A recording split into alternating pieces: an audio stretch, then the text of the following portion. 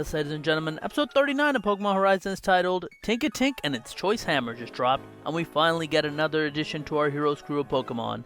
This time, it's Dot. How does she do it? Let's talk about it.